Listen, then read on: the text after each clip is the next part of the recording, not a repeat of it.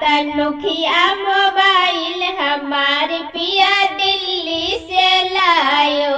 हमरा तनुखिया मोबाइल हमारे पिया दिल्ली से लायो।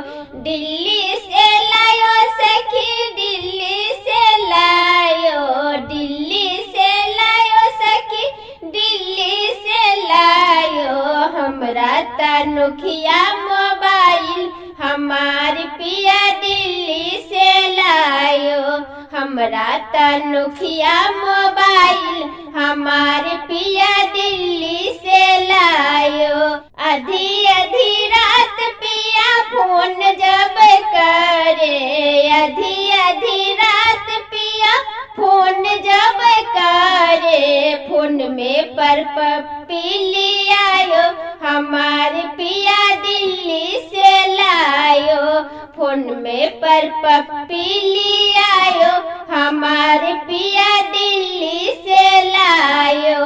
हमरा तनुखिया मोबाइल हमारे पिया दिल्ली से लायो। 6 महीना पिया बैरन जब भेजे।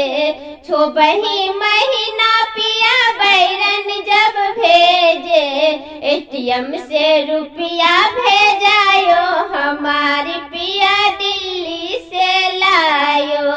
एटीएम से रुपया भेजायो हमारे पिया दिल्ली से लायो। हमरा तनुखिया मोबाइल हमारे पिया दिल्ली से लायो।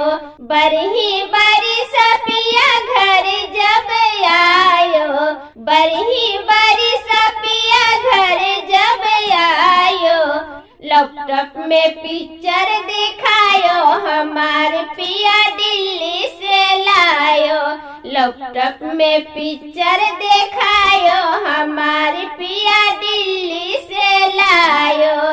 दिल्ली से लायो सखी दिल्ली से लायो। दिल्ली से लायो सखी दिल्ली से लायो। हमरा तनुखिया मोबाइल हमारे पिया दिल्ली से लायो।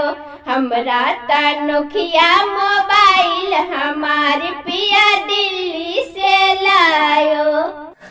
तो कैसा लगा हमारा झूमर सो कमेंट में बताइएगा और सब्सक्राइब कर दीजिएगा। सब्सक्राइब करके बेल आइकन भी प्रेस कर दीजिएगा कि जो भी हम झूमर या विवाह गीत गाऊं तो हमारा नोटिफिकेशन आप तक पहुंच सके।